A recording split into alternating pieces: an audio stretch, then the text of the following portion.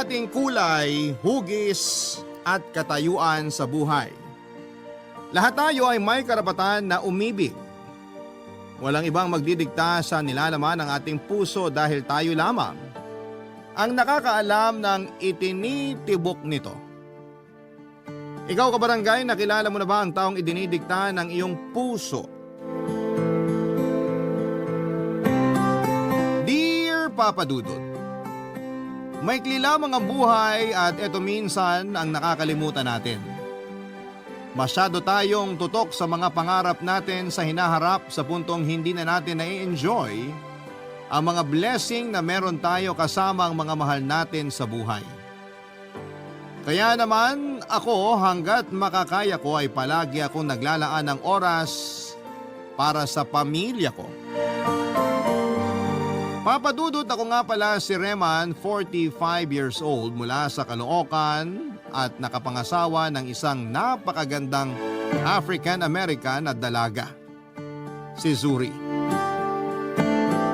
Una kaming nagkita ni Zuri sa debut party ng pinsan ko taong 2006. Unang sulyap ko pa lamang sa kanya ay agad nang naakit ang puso ko sa taglay nitong kagandahan. Nakakabighani kasi ang mga ngiti nito habang sumasabay ang kanyang katawan sa mga saliw ng tugtugin ng gabing yon. Matangkad siya, ang kulay ng balat nito na mayahalin tulad ko sa kulay ng barakong kape, ang pinaka nangibabaw sa lahat. Buong gabi ay wala akong ibang ginawa kundi ang magnakaw ng tingin sa direksyon niya kasama ang mga kaibigan nito. Si Zuri ay bisita ng panganay na kapatid ng debutante. Maliban sa kanya ay may dalawa pa siyang kasamang foreigner. Dahil likas na sa akin ang makisalamuha sa mga tao, ay hindi ko na napigilan ang ipakilala ko ang sarili ko sa kanilang grupo. 27 years old lamang noon si Zuri nung una ko siyang nakilala. Pareho kami ng edad at first time lang daw nilang magbakasyon sa Pilipinas matapos silang imbitahan ng pinsan ko na nakilala nila noong nagpunta sila sa Thailand. Medyo mahiyain si Zuri, Papa Dudut. Pero hindi ko makakalimutan ang gabing yon dahil first time lang na tumibok ang puso ko para sa isang estranghero, Papa Dudut.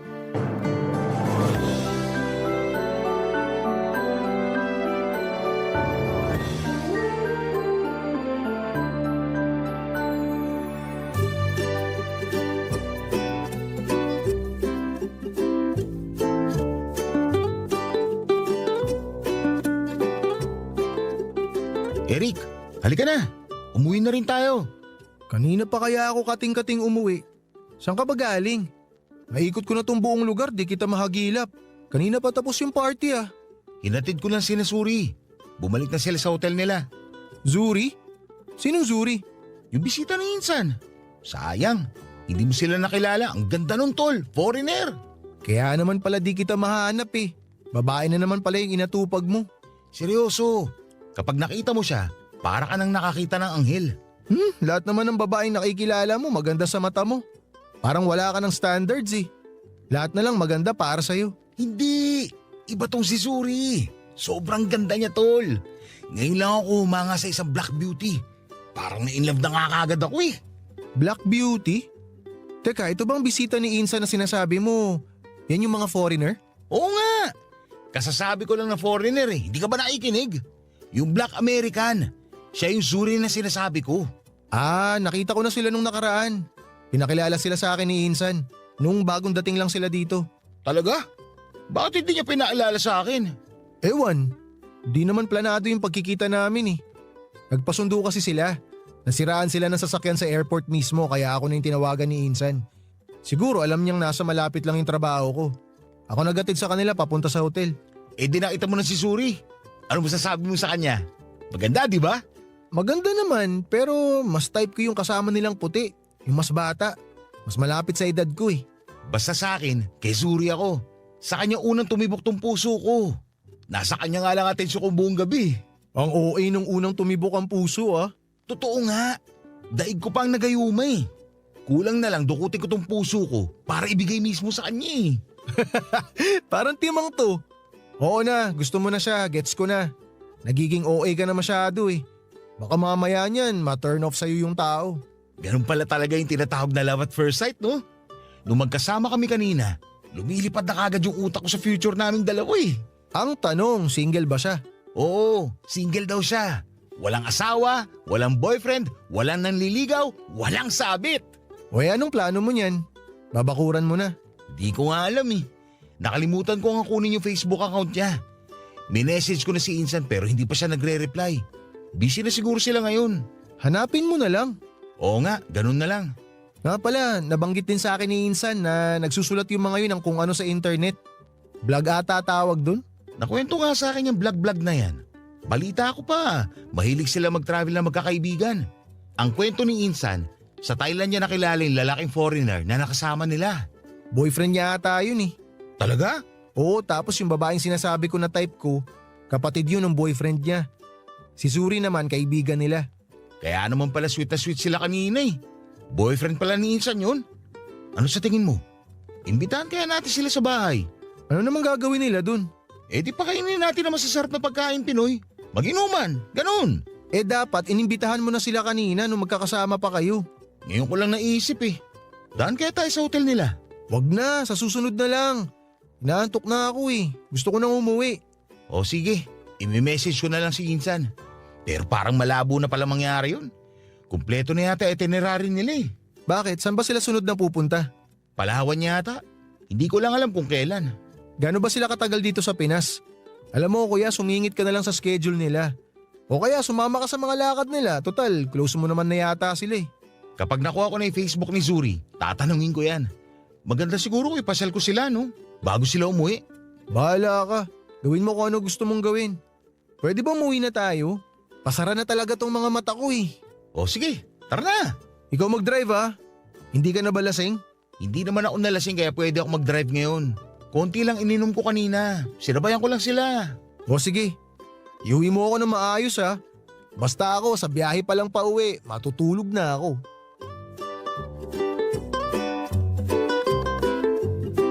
Pagkatapos ng debut party ng pinsan ko ay agad na lumipad papunta ng Coron, Palawan ng grupo nila Zuri. 3 araw sila nagstay doon bago nila naisipang bumalik sa Maynila. Noong time na yon ay kinukulit ko na ang pinsan ko para malaman ang Facebook account ni Zuri. Hindi ko alam kung bakit pero sobrang attracted talaga ako sa kanya, Papa Dudut. Kinontak ko si Zuri sa Facebook matapos kong makuha ito sa pinsan ko. Saka ako nag-offer na ipasyal sila sa Maynila bago sila bumalik ng US at pumayag naman sila. Nagpunta kami sa Intramuros Rizal Park National Museum at kung saan-saan pa, Papa Dudut. Sa maikling panahon ay mabilis kaming nakabuo ni Zuri ng pagkakaibigan. Pagka-uwi ni Zuri sa sarili niyang bansa ay nagpatuloy ang komunikasyon naming dalawa. Mula sa pagiging mahiyain noong una ay unti-unti kong nakuha ang loob nito hanggang sa nakapag-open na siya sa akin tungkol sa kanyang buhay. Immigrant sa mga magulang ni Zuri, 2 years old pa lamang siya noong lumipat sila sa Amerika para doon na permanenteng manirahan.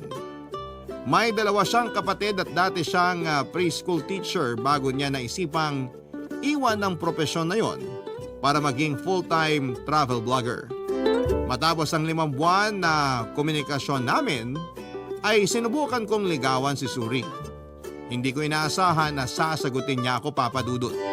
Nagkaroon kami ng long-distance relationship at matapos ang 1 taon, simula noong una kaming magkita ay muling bumalik sa Pilipinas si Zuri para bisitahin ako, Papa Dudut.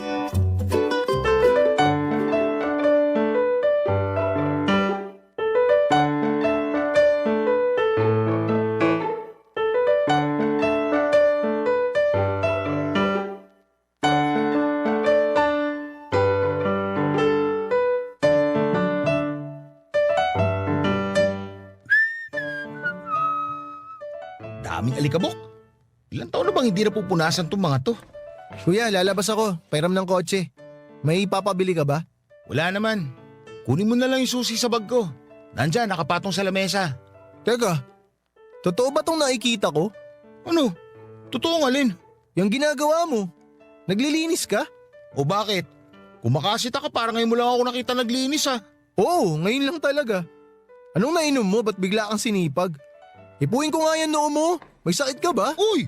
Ano ba ginagawa mo? Doon ka nga. Wala akong sakit. Eh bakit ka naglilinis? Ano, kabilugan ba ng buwan mamayang gabi? Nagkaroon ka na ba ng spiritual intervention kaya masipag ka na ngayon?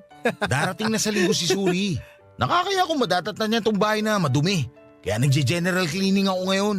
Magbabakasyon ulit si Zuri? Oo, namiss siya daw ako eh. Naks! Sabihin mo magdala siya ng pasalubong ha. Kahit chocolate lang, masaya na ako. Si Raulo, maya ka naman. Alam na ba nila mama at papa? Hindi pa. Gusto ko silang isurprise. Mabuti naman na isipan mo siyang ipakilala.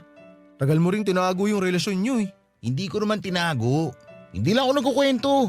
Saka, hindi rin naman nagtatanong sila mama at papa. Kaya hindi ko na rin sinabi. Pagdating ni Suri, magugulat na lang sila. Ayos! Kasama niya ba yung mga kaibigan niya? Sabihin mo sa kanya, magdala siya ng kaibigang single tapos pakilala niya sa akin. Wala siyang kasama. Solo lang siya ngayon. Ako lang naman yung dadayuhin nun eh. Sayang naman. Eh, magtatagal ba siya rito? Mga 2-3 linggo siguro. Depende. Saan siya tutuloy? Dito sa atin? Oo. Inoffer ko na tong bahay since mag-isa lang naman siya. Masyadong magastos kapag nag-check-in pa siya sa hotel. May extra naman tayong kwarto rito eh. Saka maganda rin yung para makabanding niya sila mama. Talagang seryoso ka na dyan sa Zuri na yan ha? Ito na talaga yung tol. Siya na talaga. Sandali lang. Kaya ba siya uuwi? Kasi magpapakasal na kayo? Si Raulo hindi pa. Mag-iisang taon pa lang kami. Kasal na kagad. Gusto lang talaga niya ako makita kasi syempre, nung last nakita namin, hindi pa kami. Gusto niya siguro makatikim ng ano mo. Ano? Ng pagmamahal mo. Alam mo na yun. Loko-loko ko talaga. Isi-celebrate lang namin yung anniversary namin bilang magkarelasyon. Sus, kunwari ka pa. Basta, ipakita mo sa kanya ang galing ng mga lalaking Pilipino ha. Yung tipong di na siya babalik sa bansa nila pagkatapos. Kung ano-ano pa pinagsasabi mo dyan. Umalis ka na nga. Ginugulo mo lang ako eh. Marami pa akong lilinisin dito. Sama mo na rin yung kwarto ko. Total, once in a blue moon ka lang naman maglinis eh. Ano ka? Sinuswerte? Linisin mo sarili mong kwarto. Akala ko ba general cleaning yan? Di ba pag general cleaning, buong bahay yun? Kasama mga kwarto? Sige, lilinisin ko kwarto mo. Bayaran mo kung 1,000. Ay, ako na lang pala maglilinis. Pero seryoso kuya. Congrats sa bago mong relasyon. Tagal mo ring naghanap ng maayos na babae para sa'yo eh. Sana sa pagkakataong to, tama na yung babaeng pinili ng puso mo. Salamat. Sana nga si Suri na talaga. O i-claim mo na yan. Hirap mo pa namang alagaan kapag sawi ka sa pag-ibig. Bumabagsak mundo mo kapag broken-hearted ka eh. Hindi na ulit mangyayari yun.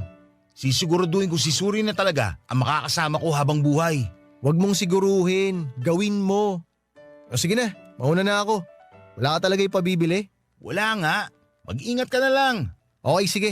Alis na ako ha.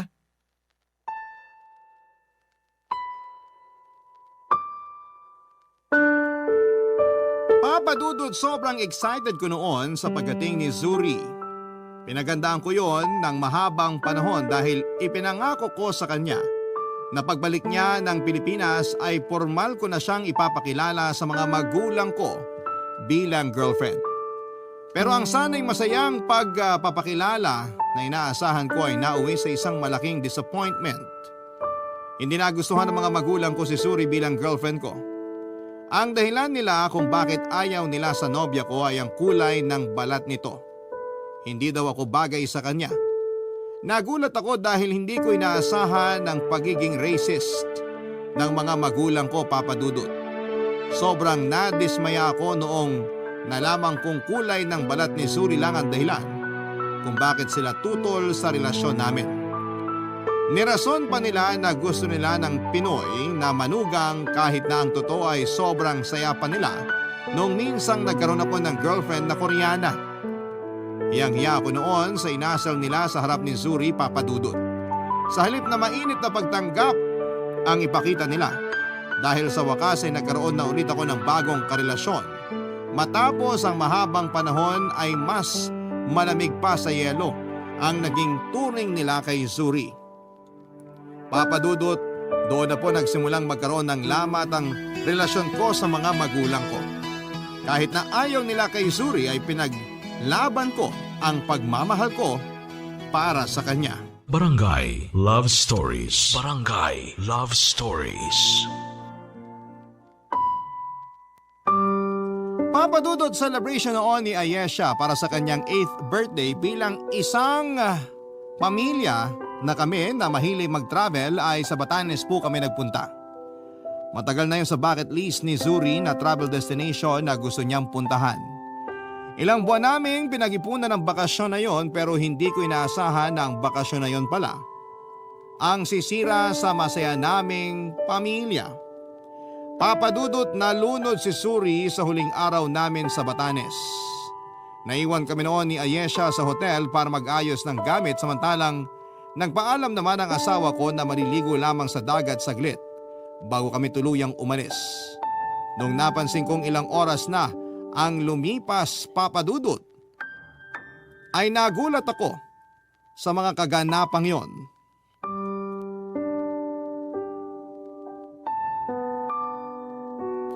Papa Dudut, hindi biro ang ginastos ni Zuri para lamang makabalik sa Pilipinas.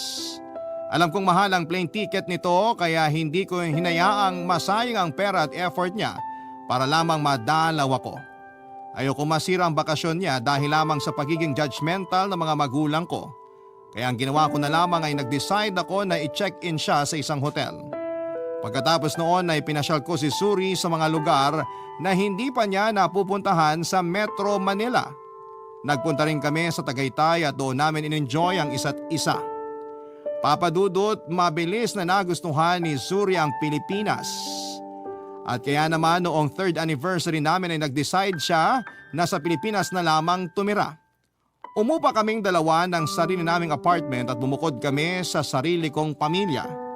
Naging maganda naman ang pagsasama namin ni Zuri, Papa Dudut, maliban sa mga magulang ko na hindi pa rin tanggap ang relasyon namin. Ay wala na kaming ibang naging problema pa. Sa loob ng 5 taon naming pagsasama bilang magkasintahan ay nagpasya na nga po kaming dalawa na magpakasal na, Papa Dudut.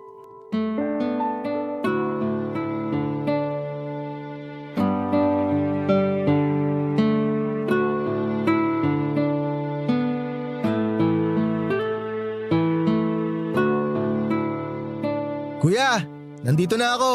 Ang tagal mo. Kanina pa ako nag-aantay dito. Anong balita kay Zuri? On the way na raw sila. Sigurado ka ba? Oo, nakausap ko siya sa phone kani-kanina lang. Kung bakit kasi ayaw pang sumabay sa akin kanina eh. Civil wedding lang naman itong mangyayari. Pagbigyan mo na yung bride mo. Pinaghandaan daw niya yung araw na to. Kasi gusto ka raw niya ma-surprise sa magiging itsura niya ngayon. Talaga ba? Oo! Siyempre, kahit na hindi to tradisyonal na kasal, kahit na civil wedding lang kayo, importante pa rin tong araw na to para sa inyong dalawa. Kaya huwag ka masyadong nagpapanik dyan. Masisira lang mood mo lalo. Baka kasi hindi sila makabol sa schedule. Hindi lang kami ang ikakasal ngayong araw. Kuya, ano ka ba? Araw mo to. Huwag mo sirain dahil lang sa pagiging aburido mo. Kasado na lahat. Huwag ka naman problema. Lalo na meron akong good news na dala para sa'yo. Good news? Anong good news yan?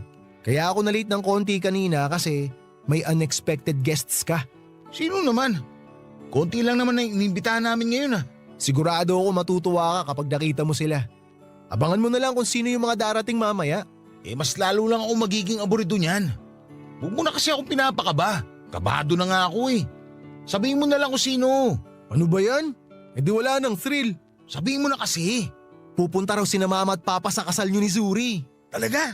Darating sila ngayon? Oo! Kaya ako na late kasi tinulungan ko pa sina mama at papa na mag-ayos. On the way na sila. Pero akala ko ba hindi sila pabor na ikasal kami ni Zuri? Matagal na yun, kuya. Sabi ko naman sa'yo, matatanggap din nila si Zuri kapag nagtagal eh. Tsaka miss ka na nung mga yun. Simula nung umalis ka sa bahay, lagi sila nakikibalita sa akin tungkol sa'yo. Kaya nga nung nalaman nila na ikakasal ka na, nag-usap silang dalawa. Wala naman silang choice eh. Tsaka hindi ka na bata. Hindi na nila kontrolado buhay mo. Parte na ng buhay mo si Zuri. Kaya kung gusto ka nilang makasama ulit, dapat kasama na rin dun si Zuri. Para na kayong package deal eh. Hindi pwedeng mawala yung isa. Sigurado ako matutuwa nito si Suri kapag nakita niya sila mama at papa mamaya. Salamat, tol! Wala yun, pamilya tayo eh. Meron man konting hindi pagkakaintindihan pero sa huli, tayo-tayo rin naman na magsusuportahan. Ay, ito na talaga yun. Ikakasal na ako, tol! Congrats kuya! Masaya ako para sa'yo. So, kumusta naman ang feeling? Maliban sa pagkaparaning, ano pang nararamdaman mo ngayon? Halo-halo na eh. Masaya, kinakabahan, nostalgic. Kasi parang kailan lang nung ipinapanalangin ko tong araw na to. Tapos eto na ngayon mismo. Mangyayari na yung matagal kong dalangin. Pero higit sa lahat, excited ako sa magiging bagong buhay namin ni Suri. Sana magkaanak kayo agad para magkaroon na ako ng pamangkin. Agad ba ka mo? Nagawa na ng paraan yan. Teka, wag mo buntis ba si Suri ngayon? Oo, nadali mo. Buntis nga si Suri ngayon. Magiging tito ka na. Talaga? Ang bilis naman natupad ng hiling ko. May hipag na ako tapos magkakaroon pa ako ng pamangkin agad-agad. Nice! Kaya naman pala excited ka eh. Pero sikreto na lang muna natin yun ha. Saka na lang natin sabihin yun sa publiko kapag ready na si Suri. Sa publiko? Feeling artista. Sige, wag kang mag-alala. Ligtas ang sikreto nyo sa akin. Salamat. Tara na sa loob. Doon na lang tayo maghintay. Papa Dudut, hindi agad-agad pero unti-unti ring naging open ang mga magulang ko kay Zuri. Mabuti na lamang at never nagtanim ng sama ng loob ang asawa ko kina mama at papa.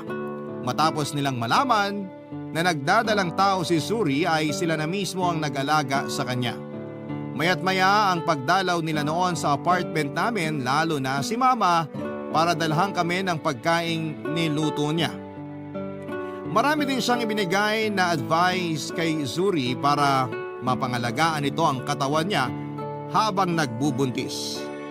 Papadudot 2 years na noong naninirahan si Zuri sa Pilipinas pero patuloy pa rin ang culture shock niya na nararamdaman sa bansa natin. Nagulat siya na marami palang pinapaniwala ang pamahiin ng mga Pinoy kapag buntis. Pinagbawalan kasi siya ni mama noon na manood ng mga horror na palabas, lalo na mga zombie movies, para hindi raw magmukhang pangit ang anak namin. Bawal din siyang umistambay sa tabi ng pinto dahil may hirapan daw siyang mag-labor. Kailangan daw niyang makinig ng classical music para maging matalino ang bata. Pinagtawanan lang namin ni Suri ang mga pamahiin na yon, pero bilang respeto na rin ni Suri sa mama ko ay sinunod pa rin niya ang mga ito. Matapos nga ang 9 na buwan ay nanganak na rin po si Suri at pinangalanan namin siyang Ayesha. Nung araw na naging ama ko, ay isang sinumpaang pangako ang ginawa ko sa sarili ko, Papa Dudut. Nangako ako na hanggang sa huling hininga ko ay aalagaan, babantayan at sosuportahan ko ang mag-ina ko. Yun nga po ang ginawa ko sa mga sumunod na taon. Ginawa namin ni Suri ang lahat para magkaroon kami ng masaya at malusog na pamilya.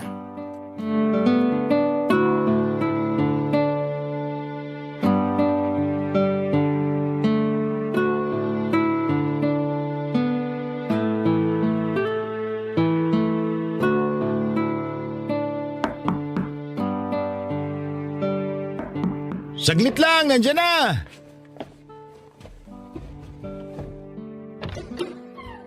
Oh, Eric! Ano meron? Napadalaw ka? Galing ako sa mall, may binili akong laruan para kay Ayesha. Dinaan ko na rito kasi baka di ako maka-attend sa birthday niya sa Makalaway. O eto. Salamat, nagabala ka pa. Halika, pumasok ka muna. Kumain ka na ba? Oo, katatapos lang. Ang kalat naman ng bahay niyo. Saan ako pwede maupo nito? Usog mo na lang yung mga libro dyan. Biglang nakaisip si Suri na palitan tong ayos ng sala. Ewan ko ba ron? Baba ko na muna tong mga libro Lagay ko rito. Nasaan nga pala yung pamangkin ko? Sayang, hindi mo na naabutan. Nandun na sa kwarto. Mahimbing na tulog. Kakatulog nga lang Aga naman matulog nun. Nung oras pa lang Napagod sa kakalaro Hindi na nga nakapagapunan. Si Zuri nasaan? Naliligo. Napagod din yata sa pag-ayos ng gamit kaya ayun. Ipinagpabukas na lang yung sinimulan niya. Ano palang meron? Bakit hindi ka makakapunta sa birthday ni Ayesha?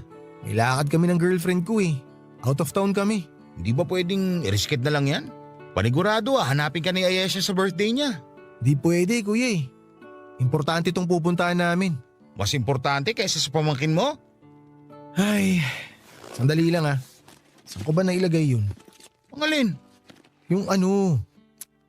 Ayun. O eto. Salo. Ano to? Invitation yan para sa inyong tatlo ni Nazuri. Invitation para saan? Basahin mo kasi. Hawak-hawak mo na nga eh. We cordially invite you to… Sandali lang. Ikakasal ka na? Oo kuya. Next month na. Talaga? 3 years pala kayo na syota mo ah. O ano naman masama ron? Kung nagmamahalan naman kami, ba't pa namin patatagalin? Kung sa bagay nga naman, congrats! Yung lakad namin ng girlfriend ko sa Makalawa, fitting ng wedding gown niya yun, kaya di pwedeng i-risked. Alis din kasi yung tatahi. Pagkatapos naman ng fitting, uuwi kami sa pamilya niya. Mamimigay ng imbitasyon. Kaya naman pala napaaga ni pabigay mo ng regalo kay Ayesha eh. Naks, mukhang ako naman na magkakaroon ng pamangkin ah. May laman na ba? Wala pa, matagal pa yan. Huwag ka masyadong atat. Ikaw dapat tinatanong ko niyan eh. Kailan ba masusundan si Ayesha? Mukhang malabo na mangyari yan. Ha? Bakit naman? Isa lang ata ang plano ni Zuri na anak eh. Ayaw niya daw ng marami kasi mahirap daw buhayin. Sa bagay, mas madaling mag-alaga ng isang bata lang. Parang ganun din yata yung girlfriend ko eh. Maliit na pamilya lang yung gusto. So kuya, maiba ako. Anong may papayo mo sa akin ngayon bilang magkakaroon na rin ako ng pamilya? Meron bang mga dapat tsaka hindi dapat na gawin? Ba't kailangan mo pantanungin yan? Hindi ba dapat? Prepared ka na sa mga ganyang bagay. Bago ka ikasal, dapat alam mo na yung mga dapat gawin. Siyempre, ikaw yung may experience na eh. Maganda rin na bigyan mo ako ng advice para sa mga bagay na hindi ko pa alam. Kanya-kanyang buhay naman yan eh. Iba ka, iba rin ako. Iba ang girlfriend mo, iba rin si Zuri. Basta may papayo ko lang sa'yo, mahalin mo magiging asawa mo. Mahalin mo siya at igalang katulad ng pagmamahal at paggalang na ginagawa mo sa sarili mo. Kapag nag-isang dibdib na kayo, hindi na lang sarili mong iisipin mo. Iisipin mo na rin ang kapakanan ng asawa mo, mga pangangailangan niya, kagustuhan, problema, pangarap, at kung ano-ano pa. Ganyan ba kayo ni Zuri? Oo! Maganda ang komunikasyon namin mag-asawa. Kaya masaya kaming dalawa. Magbigayan lang kayo. Kung may hindi man pagkakaintindihan, solusyonan nyo na maayos. Kung maaari, iwasan nyo magkatampuhan. Itatanim ko yung payo mo sa puso ko, kuya. Salamat ah. Walang anuman, tol.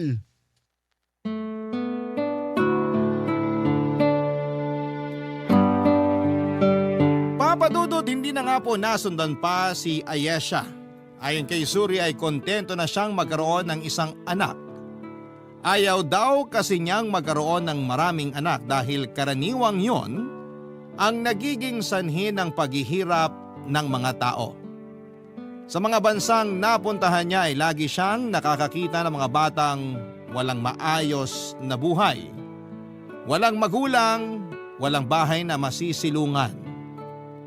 Ayaw na raw niyang makadagdag sa overpopulation na pinagdadaanan ng mundo. Agree din naman ako sa kagustuhan ni Zuri, Papadudut.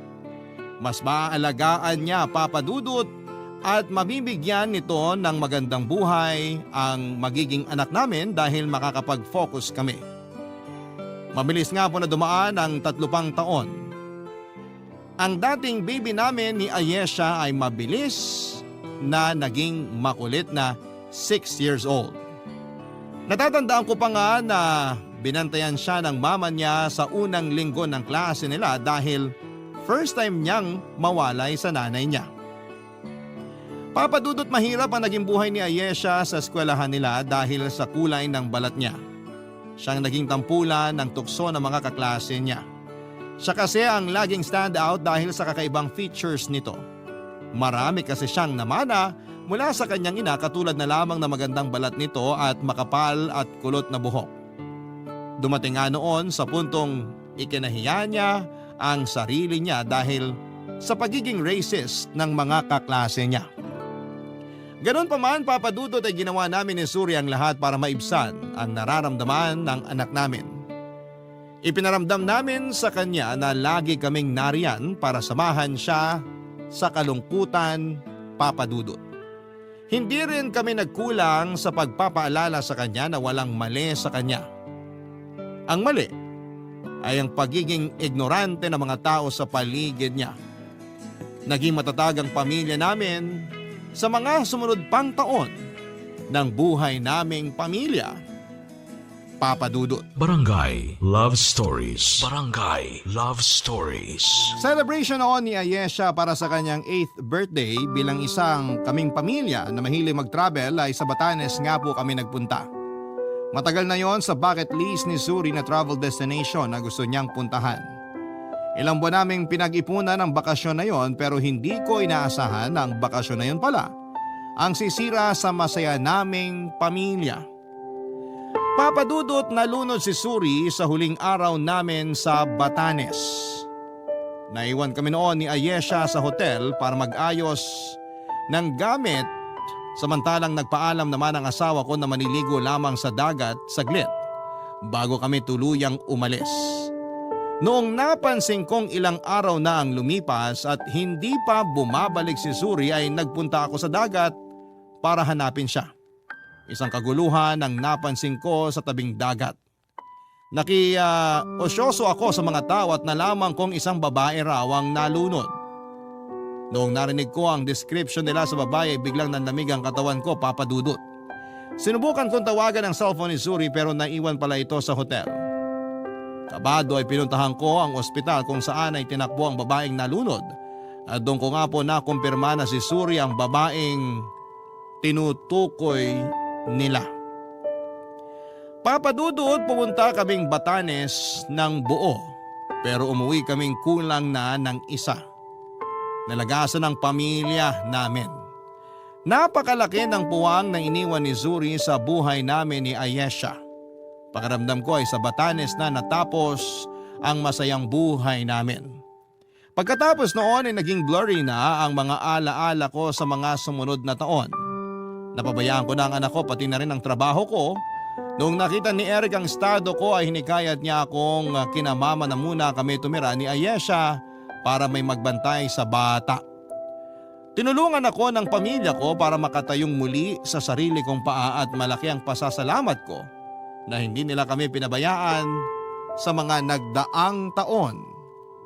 Papa Dudut.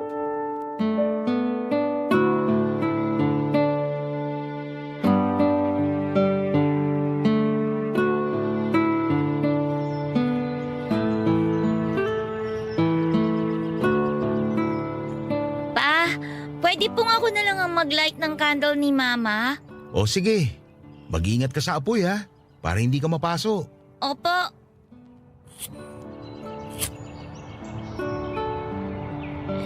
Yan, may candle na si Mama.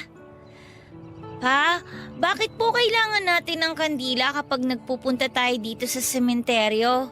Ang sabi nila, kailangan natin magsindi ng kandila para magkaroon ng ilaw yung spirit ng mama mo. Bakit po? Madilim po ba sa heaven? Hindi naman, pero kapag nagsindi tayo ng kandila, nakikita yun ng mama mo sa heaven. Ibig sabihin, naaalala natin siya. Kailangan pala araw-araw ako mag-light ng candle para makita ni Mama na namimiss ko na siya. Alam mo, hindi mo na kailangan ng kandila para lang maipaalam mo sa mama mo na miss mo siya kasi araw-araw naman niyang nare-receive yung prayers mo para sa kanya. Talaga po? Oo naman. Lagi kanyang pinapanood mula sa heaven, kaya dapat lagi kang good girl. Ikaw po, Papa, miss mo na rin ba si Mama? Siyempre naman. Kahit ilang taon na lumipas, palagi ko pa rin siyang namimiss. Walang araw na hindi siya pumapasok sa isipan ko. Siya na ang buhay ko eh. Kaya nung nawala siya, malaking parte rin ng buhay ko ang nawala. Ano po yung namimiss mo kay Mama? Marami. Yung luto niya na hanggang ngayon, hindi ko pa rin makabisa ang pangalan. Sobrang miss ko na yun. Ano pong luto yun? Hindi ko alam kung naaalala mo pa. Pero lagi siya nagluluto nun ng karne ng baka, nakakaiba yung sabaw.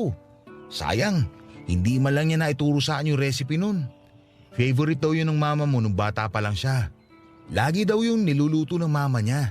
Sa pagkakaalala ko, sikat yun sa bansang pinanggalingan niya eh. Saan po bang bansa galing si Mama? Sa Amerika na siya lumaki, pero ipinanganak siya sa Namibia. Doon yun sa South Africa. Kaya minsan, kakaiba yung luto ng mama mo. Kasi pinaghahalo niya yung kultura nila sa kultura nating mga Pilipino. Sayang wala na po akong maalala sa mga niluluto ni Mama dati eh. Hayaan mo, susubukan ko mag-research para matikman ulit natin yung mga luto niya. Sige po, O ikaw naman, ano namimiss mo sa mama mo?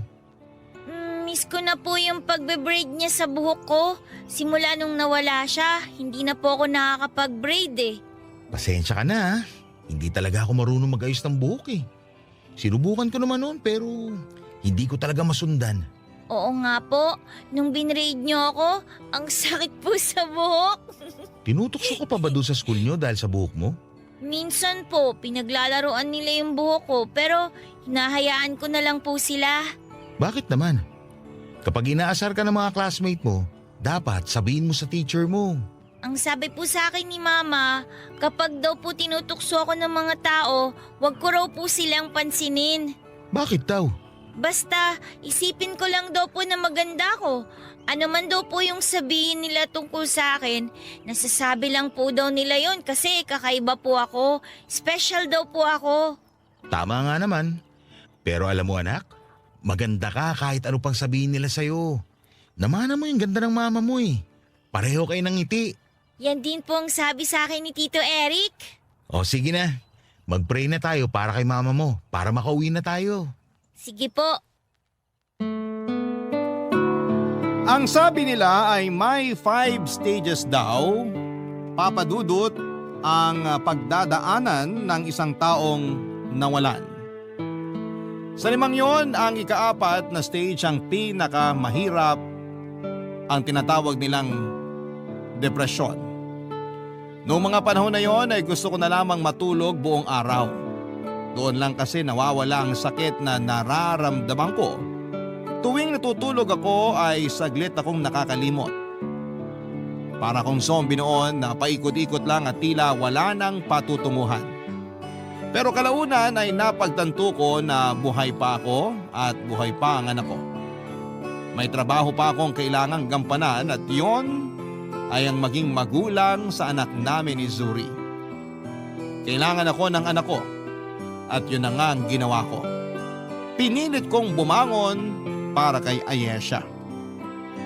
Upang mapaghilom ang sugat na dulot ng pagkawala ni Zuri ay sinubukan namin ni Ayesha na gawin ang mga bagay na dati na namin ginagawa kasama ang mama niya katulad na lamang ng pagta-travel. Hindi man katulad ng dati ang sayang nararamdaman namin dahil kulang na kami ay nagtulungan kami ng anak ko na makabangon.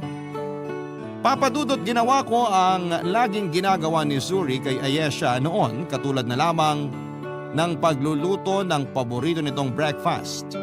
Pati na rin ang pagsama sa panonood ng animated movies na siyang bonding nilang mag-ina. Pero sa lahat ng ginagawa ni Zuri para kay Ayesha dati, isang bagay ang hirap akong gawin at yon ay ang pag-aayos ng buhok nito para gawing braid. Kaya naman naking gulat ko papadudot. Noong isang araw ay bigla na lamang umuwi si Ayesha mula sa school nila na naka-braids na siya.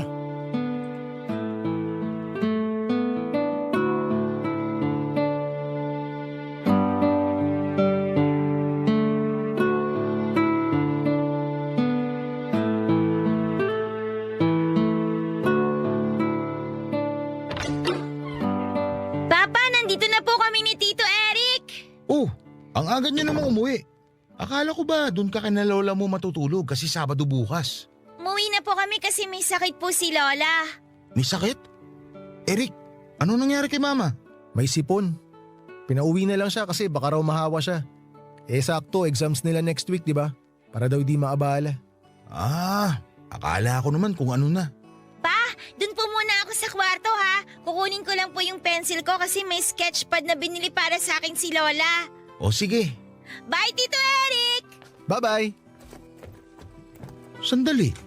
Parang may kakaiba ngayon sa anak ko ah. Ano naman yun? Tama ba yung nakita ko? Naka-braid yung buhok ni Ayesha? Oo nga no. Ngayon ko lang din napansin. Sino nag-braid sa kanya? Ikaw? Hindi ako. Malay ko ba sa pagbe-braid? Di naman ako marunong mag-ayos ng buhok. Si mama kaya? Di nga siya malapitan ni mama kanina kasi nga may sipon. Ayaw niya mahawa si Ayesha. Alam naman si Papa. Di nga marunong maglagay ng gel sa buhok yun eh. Braids pa kaya. Hindi naman siya nakabraid kaninang umaga. Nung sinundo ko siya kanina galing sa school nila, parang nakabraid na yata yung buhok niya eh. Di ko lang sigurado. Di ko na maalala eh. Sino nag-ayos ng buhok niya? Aba malay ko. Itanong mo kaya sa kanya. Sandali, tawagin ko nga rito. Ayesha! Ayesha! Po? Halika muna dito saglit anak. May tatanong lang si Papa. Wait lang po! Nandyan na po! Bakit po, Papa? Ano po yung tatanong nyo? Sinong nag-ayos ng buhok mo? Napansin nyo rin, ang ganda po, no? Katulad po ng ginagawa nun sa akin ni Mama. Oo, maganda nga pero sino nag-braid sa'yo? Yung babae po sa may school namin. Babae? Sinong babae? Yung nagbabantay po sa may gate. Yung guard? Babae ba yung guard nila doon? Hindi. Lalaki yung gwardiya doon kanina eh. Marami po kaming guard sa school. Yung guard po na nag-ayos sa buhok ko, siya po yung umiikot sa school namin. Babae o lalaki? Babae po siya. Nagpa-braid ka sa kanya? Hindi po. Siya po mismo nagsabi kung pwede raw po niyang i-braid tong buhok ko. Talaga? Ang bait naman niya. Opo, nag-promise din po siya sa akin na kapag kailangan ko pong magpaayos ng buhok, sabihin ko lang daw po sa kanya. Ang galing naman. Mabuti pa yun, marunong mag-braid ng buhok. Pa, balik na po ako sa kwarto ko ha. Magdodrawing pa po ako eh. Oh, sige. Mukhang nakahanap ka na sa wakas ng taga-braid ng buhok ng anak mo ah. Curious ako kung paano niya nagawa yun. Mahirap ayusin yung buhok ni Ayesha eh. Kasi pareha sila ng mama niya na afro yung buhok. Makapal yun saka mahirap suklayin. Ayaw mo nun? Wala ka ng problema? Tsaka hindi mo nakakailanganin gumastos sa salon para lang ipaayos yung buhok ng anak mo. Pero ayoko rin namang makaabala doon sa tao. Oh, sakto! Kasi next week, pinapatawag yung parents sa school nila Ayesha. Chance mo na yun para kilalanin yung tao kung sakali. Next week? Bakit? Anong meron? Ewan ko. Basta sabi ng teacher niya sa akin, may PTA meeting daw. Ikaw na lang pumunta. O sige, magpapaalam na lang ako sa trabaho ng maaga. Nice. O paano kuya? Mano na ako ha? May lakad pa ako eh. Sige, salamat. Mag-iingat ka.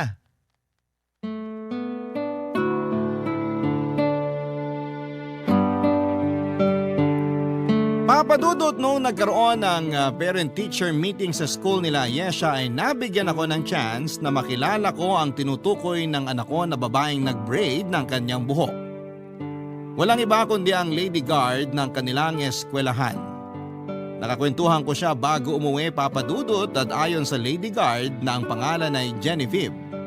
Nakita raw niyang pinaglalaroan ng mga kaklase ni Ayesha ang buhok nito. Sinaway niya ang mga bata at sinamahan niya ang anak ko habang naghihintay ng kanyang sundo.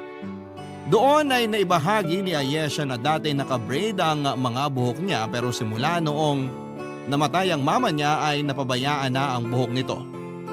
Nag-offer si Genevieve papadudot na i-braid ang buhok ni Ayesha. Bago raw naging lady guard si Genevieve ay nagkaroon siya ng 1 taon na experience sa isang beauty salon. Kaya naman madali lang niyang naayos ang buhok ng anak ko nang walang kahirap-hirap.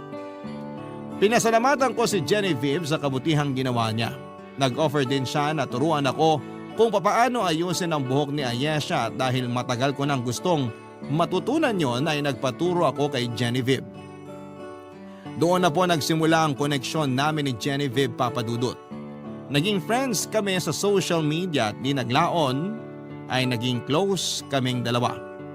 Taon na nga ang lumipas bago ako nakaramdam ng pagtingin sa kanya hanggang sa pinagbigyan ko ulit ang puso kong magmahal. Pumasok kami sa isang relasyon at di nagtagal ay si Genevieve na ang tumayong pangalawang ina ni Ayesha. Isang bagong pamilya ang binuo ko. Dala mga ala-ala at aral na natutunan ko sa pamamagitan ng dati kong asawa na si Zuri. Ngayon ay nananatiling matatag ang pamilya namin. Sa katunayan ay may kapatid na po si Ayesha ngayon at magdadalawang taon gulang na po siya. Papadudot, hanggang dito na lamang po ang sulat ko sa inyo. Maraming salamat po sa pagkakataong ibinigay ng Barangay LS 97.1 sa akin paribahagi ang kwento ng aking buhay, pag-ibig at pag-asa. Dito po sa Barangay Love Stories. Ang iyong kapuso at kabarangay, Reman. Nagustuhan ng iyong napakinggan? Ituloy yan via live stream sa www.gmanetwork.com/radio. Barangay LS 97.1 4